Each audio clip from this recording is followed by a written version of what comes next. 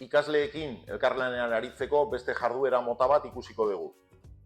Aurreko bideoan sortu dugun jarduera honen edo jarduera hau daukan orriaren ondoren berriro ere beste orri bat jarduera berriarekin sortuko dut, eta kasu honetan interesatzen zaiguna, hemen itzulpena ez du oso ondo egin, gaztelaniaz honi note locales deitzen zaio, jarduera mota honi deitzen zaio, eta hemen ez eutxi jartzen du, baina hauxe da, esan bezala itzulpena ez da oso aproposa, baina zertan datza jarduera hau.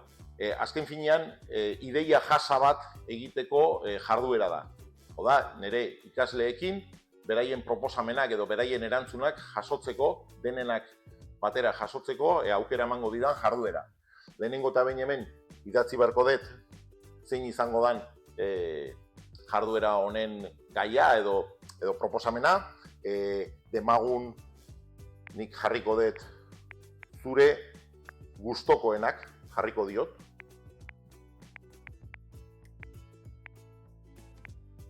Zure gustokoenak musikaz ari garenez bakoitzak berea jarri beharko du, eta lehenengo eta behin aukera, ikusten duzue, bi aukera dauzkagula, gustokoenak lehenengo ausazkoak edo jartzen duna, hau da bakoitzak berak nahi duena bota dezan, eta besterik gabe, ikusten duzue, alde batetik daukagula, gure ikasleek testu modura beraien ekarpenak edo beraien proposamen edo erantzunak testu modukoak izaten daitezela, edo baita ere irudi bezala.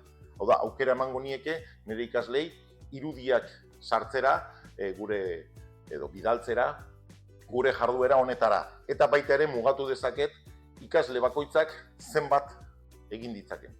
Bai, ikasle bakoitzeko. Eta azkenik, ikasle bakoitzaren izena azalduko den edo ez. Hau da, jakingo dugun proposamen edo erantzun bakoitza zein ikaslek egin duen, edo ez hori eskutuan edo mozorrotzea edo nolabaite anonimotasuna mantentzea. Besterik gabe hori egiten baldin badet,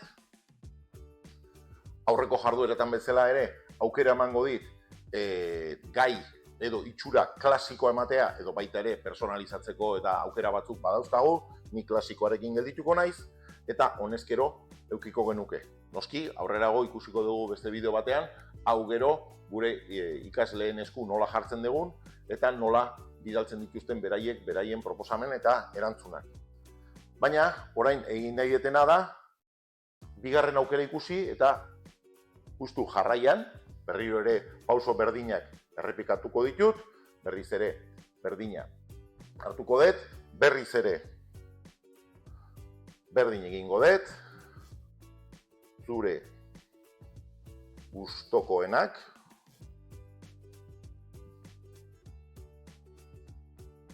bai? Baina oraingo honetan, ausazkoa jarri ordez, kategoriak jarriko ditut.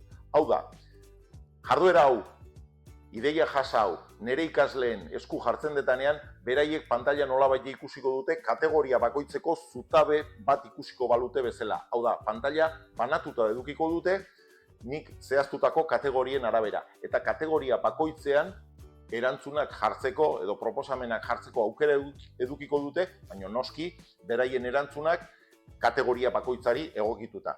Demagun nik jartzen detela kategoria bat jakiteko zein dan zuen kanta gustokoena, eta bigarren kategoria baten jarriko nuke zein dan zuen abeslari gustokoena, azkenik jarriko dut zein da zuen musika talde gustokoena. Hau da, 3 kategoria eukiko ditugu. Kanta gustokoena, abeslari gustokoena edo gustukoen taldea zein daukazuen. Noski, aurrekoak bezala, jarriko ditut bai testua izan litekela edo irudiak, nahi izan ezkero, nik horrela utziko dut, eta baita ere 3 erantzun ikasle bakoitzeko. Jarri ditzaket gehiago edo gutxiago, baina noski gutxienez 3 jarriko ditut 3 kategoria dauzkadanez.